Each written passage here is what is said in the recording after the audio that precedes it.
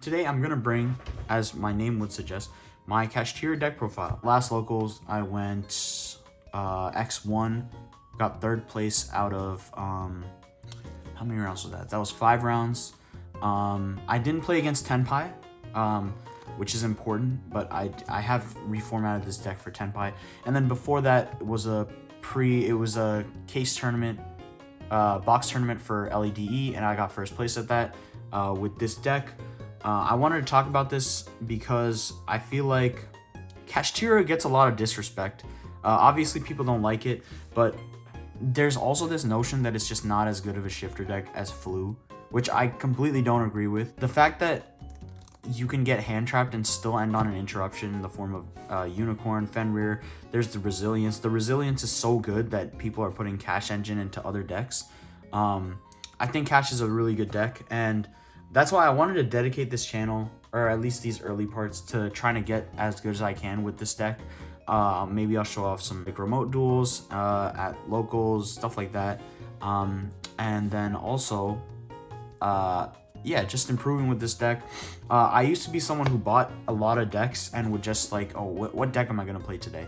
But once I like put my head down, I was like, all right, let me stick to one deck, and I stuck to Kashtira. I've been seeing success because honestly, I when you have that mentality, especially, okay, like the pros can definitely cycle through decks, but someone who's more casual, if you put your mind to a lot of different decks and you spend your time memorizing all those decks, you know, their play styles and what to play through, how to play through, then you get a little fumbled. And unless you're really good at that multitasking, then it's probably not going to end up well for you. And for the longest time, I wasn't that good at the game until I just put my head down and was like, all right, let me just stick to one deck.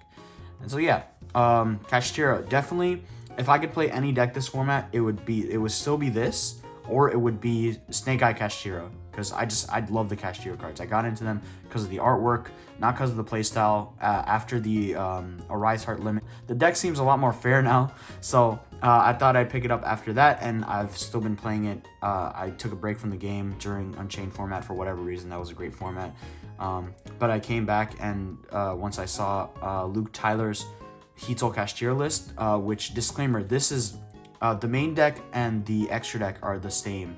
The side deck has a few differences, but they're the same as his. I'll link it in the description. It's just the best way to play the deck.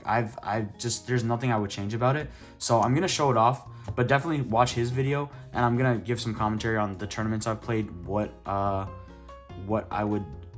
changed since I originally did all that, and yeah, let's just get into it. So obviously you're gonna play 3 Unicorn. It's great that this card isn't semi-limited anymore. There's a bit of a rarity discrepancy: 2 prismatic, 1 ultra rare. I want people to know which one was semi-limited. This one right here. All right, 3 Fenrir, no discrepancy, because Konami is smart enough to be like, okay, let me just not hit this card because it's pretty fair. Fenrir is never too OP.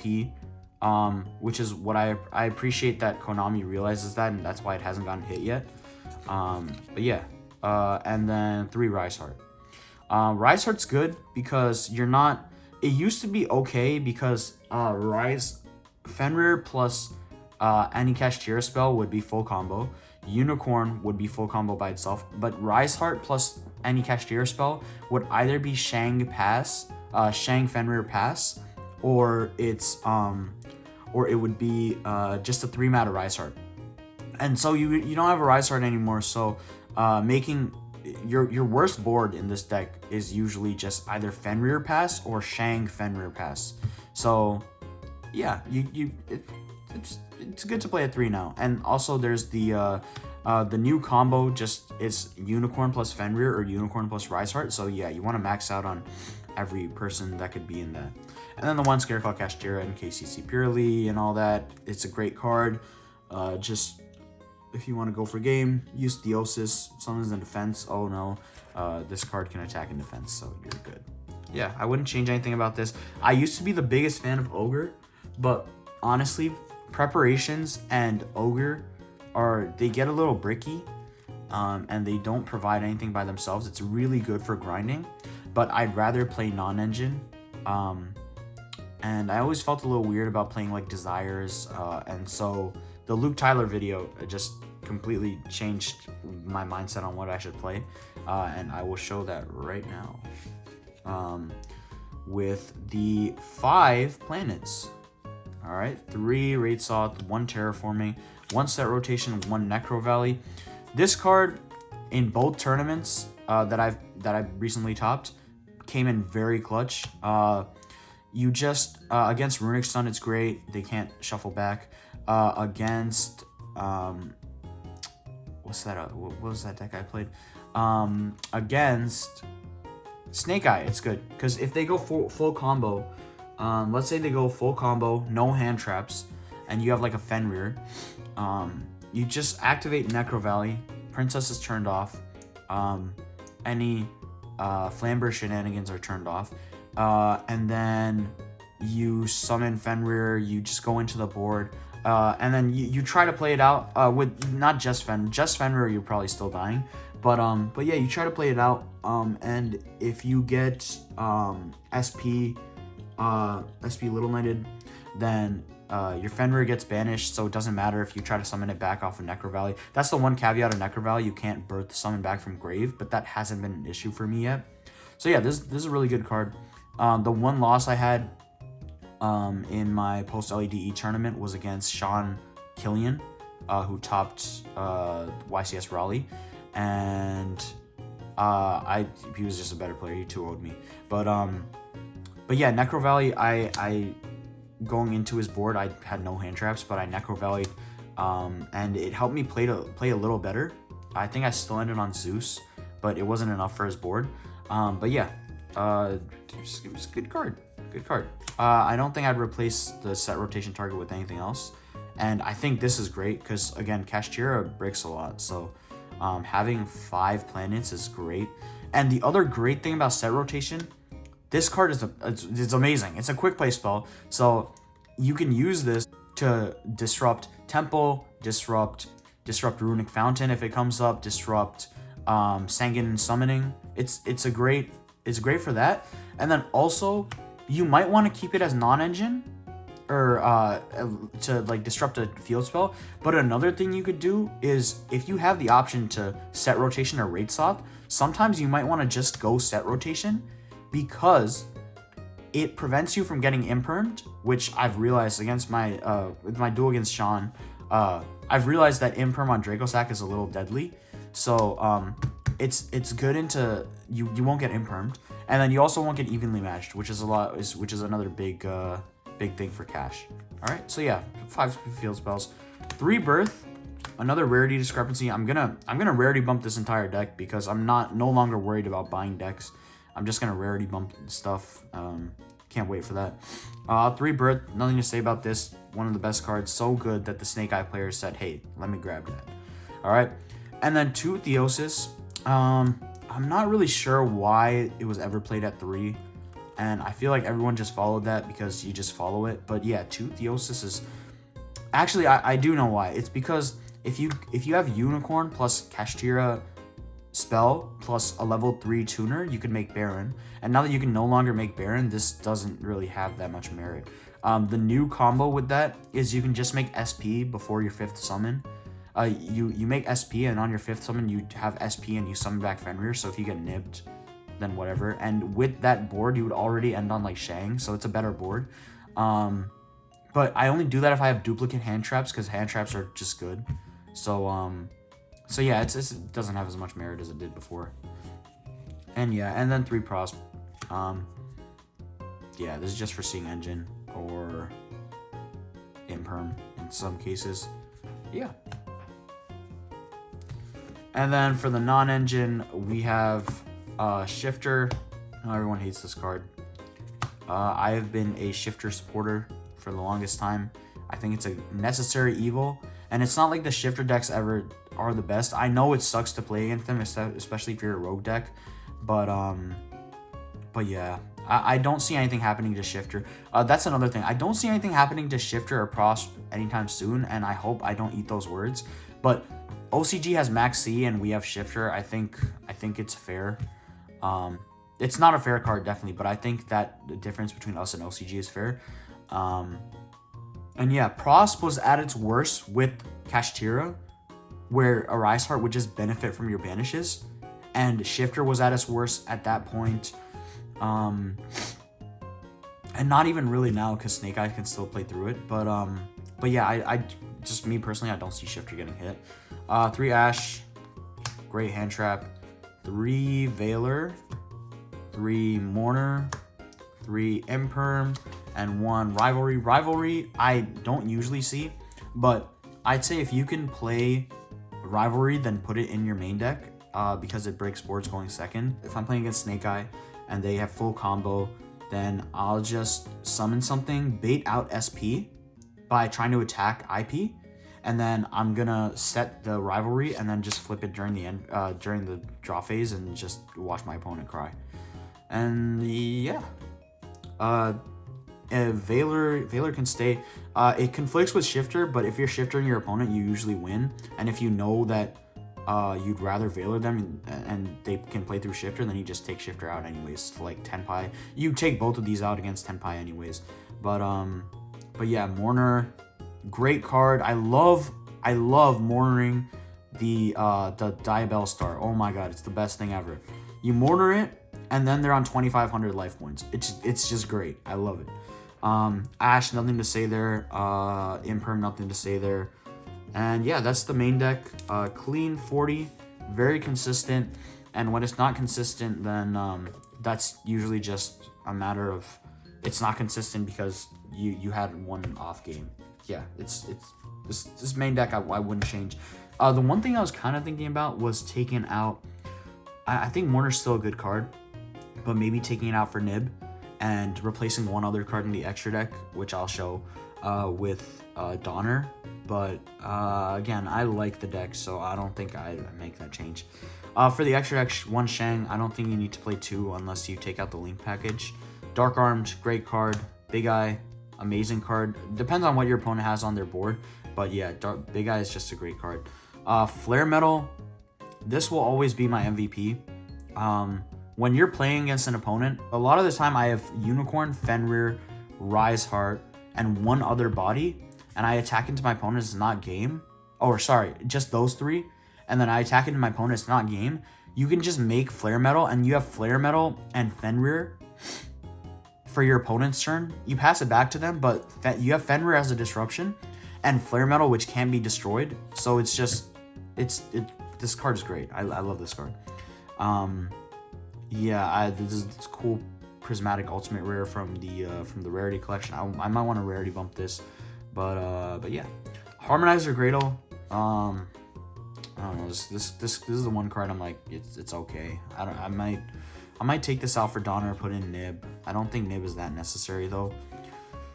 Yeah, I'm not really sure what this should be. This could also be Mountain Smasher. But yeah, I thought this would be good against Tenpai, but it's not. Yeah, because they can't destroy it, but they can summon Moonlit. So yeah, Black Rose Moonlight. So yeah, Typhon, very good card. Just summon all your bodies and then slap Typhon on top of Unicorn. That was the other merit of playing Ogre. Ogre would become your Typhon, which was great, but now you can't do that, and you just use Unicorn. It's basically the same thing. Zeus, nothing to say about that. And then for the last Xyz, we're gonna go into the Link package. It's Draco Sack. It's good. I added skill drain with this, and then it's also good for the Link combo. And for that, I played three Link Spider. If you watch Luke Tyler's video, he explains it. If a player is smart, they'll wait until you use both your Link Spiders. You summon both your Link Spiders to nib you. That's the best place to nib, because a lot of players don't play the 3rd Link Spider. But the reason the 3rd Link Spider is good is if I get nibbed at that point, then I have a token, Birth, and Fenrir Engrave. So I just go Birth, summon back Fenrir. Fenrir adds Scareclaw Cash, summon, and then you use the token to make the 3rd Link Spider, and then Link Spider plus Scareclaw Cash will make you your SP. SP banish the nib, so nothing gonna get attacked over. And then you have SP and Fenrir, which is one of your worst boards, but it's better than nothing. And before that, I just make Shang, which was definitely not better, because it would just be Shang and you summon Fenrir. So yeah, 3 Link Spider, definitely the move. Yeah. And there's nothing else I would play in the. I wouldn't play Access Code or anything. But anyways, yeah, 3-link Spider, G-Golem, Heat Soul. This used to be Baron. I didn't like Heat Soul. The thing that made me consider it is, first of all, Baron's banned, and second of all, Heat Soul, you just your main combo takes 2 cards out of your hand, so it's good to just add a hand trap if you didn't have it, or try to slide it, try to get in some more engine. Yeah, Heat Soul's a good card. SP and Appaloosa. SP is usually for when I get hand trapped, or if I get nibbed, stuff like that. Or again, that combo with if you have Unicorn plus Spell plus a duplicate hand trap, you can just make SP early, and you make SP Shang, which is pretty good. And then Appaloosa, the main combo, I try to go into Appaloosa. If I have 2 or more hand traps in hand, I won't make Heat Soul and make a 3-mat Appaloosa. And, sorry, it's the other way around. If I have 2 hand traps in hand, I'll make Appaloosa with 2-mat, and I'll use Heat Soul to try to draw into engine. If I don't have 2 or more hand traps, then I'll summon Appaloosa with 3-mat. And yeah. And last but not least, the side deck. So, this is... I'm going to go over the stuff that from Luke Tyler's 3 Ogre, 3 Cosmic, 3 Judgment. Ogre, great card, side deck. Might go into the main deck. I'm still thinking about that. I think that's the change I wanted to make. Mourner for Ogre, but honestly, I think Mourner's still a good card. So I think I'm gonna keep the deck the same. Cosmic, always gonna be good. Hit Blessing, hit or Prayers, whatever it's called. You can hit Sanguine Summoning. You can hit Lost if you care about it. Branded Lost, and then my going first card of choice is Solemn Judgment. Only because it's a lot of people would say D-barrier, but I have another way of D-barriering. A lot of people say it should be D-barrier, but Kashtira is too frail into board breakers. You go Lightning Storm, get rid of my Appaloosa, which kind of sucks, or you evenly match and get rid of everything except my Appaloosa, which sucks. So yeah, I'd rather have Lightning Storm, and in a way, it can be your D-barrier. Against Tenpai, if they try to go Chandra, if they go Sanguine Kaiman and you don't have Ash, then you activate Solemn Judgment on the Sanguine Kaiman. If they use Chandra effect to summon, then you use Solemn Judgment. So just keep them out of Chandra and they can't Synchro Summon anyways. So yeah, I thought about taking this out for something else, but nah, I think the back row protection, the board breaker protection is just too good. And then for the stuff that is not in Luke Tyler's video, but I'm sure he would add anyways, because he's a better player than I am. Book of Eclipse. This is actually a card I use going first or second. Tenpai is my scariest matchup. But so when I go against Tenpai, and I don't know if they're gonna make me go first, but now I'm realizing they usually want you to go. They usually make you go first, so I might side in Solemn Judgment without. If I beat them and they get to decide, I might side in Solemn Judgment. But if not, then whatever. But yeah, so against Tenpai, I'm always gonna side these in and take out Veiler, Shifter, and I think the last cards I take out are Rivalry, and then 2, it's either Mourner or Imperm, I forget. But the reason Book of Eclipse is good, you'll give them a draw too, but if I have my board of Appaloosa, Fenrir, blah blah blah, then during the battle phase, when they summon Chandra and they have Chandra Pydra, then I just flip Book of Eclipse, assuming they haven't destroyed my back row, which I hope they don't. I just flip Book of Eclipse, and then it's basically like they got spellbounded or debarriered. And yeah, they get to draw 2, but as long as you don't play into the hand traps, you're good. Assuming you have Fenrir and Appaloosa on board, then you have Fenrir and Appaloosa and Birth. So you just go Birth, summon back. Unless they drew Ogre, you're pretty much good. And then you attack with Appaloosa, you attack with Fenrir. And yeah, it should be good. I think this card is great. And not only is it great, it's not as one-dimensional as D-Barrier, to where, again, it takes up a going first slot. Book of Eclipse is good into Voiceless. It's good into Branded sometimes if you want to Zeus them and kill them. And yeah, it's a good card. It's a good card this format. It's good to cash. And then the last card is Talent. This is up for debate. This is my card where when I'm siding before I made all these changes, the only change I made going second into Snake Eye would be putting in 1 Cosmic for 1 Ariseheart. But now I think going forward, I'm gonna probably keep my hand trap count in this deck, and then going second into Snake Eye, I'm gonna take out 1 Ariseheart, 1 set rotation, the set rotation in Necro Valley, because as Necro Valley is good, but if you take their Appaloosa, you're chilling just so hard. So, and again, this is good into a lot of things. This was evenly matched for the longest time, but Jesse Cotton and some thinking has made me realize evenly matched isn't as good as I want it to be. The merit for it, the reason I played it was for Voiceless and Runick Stun. But honestly, my Runick Stun hate is crazy. This is the worst matchup for Runick Stun too. I've realized that. Let's put the Solemn Judgment out here. Because you Cosmic Cyclone the Runick Fountain, you Ogre the Runick Fountain, you have Birth, you have Shifter. It's just Runick Stun doesn't need any more hate. So yeah, this might change though, but and this also might change. But these guys I'm happy with. I'm gonna test with these. I think this will stay. And Eclipse, again, it's good. I still might replace it with something, but yeah. And so yeah, that's the deck. Going forward, again, I'm gonna upload some stuff. Hopefully get this channel going. Try to make more content. And yeah, I have a lot on my mind all the time. So hopefully I can make a good little deck. Get some tops and show people that Kashtira is not as... It was one of the best decks in Snake Eye format, like before LEDE. I don't know why people just assume that it's not good anymore. It got like the 5th or 6th most tops, so I don't know. And also people have fallen off from it, which, why? Yeah, I just don't know. But yeah, that's my list. If you have any questions, put them in the comments below. If you have any comments, suggestions, put them in the comments below. I appreciate the watch. Take care.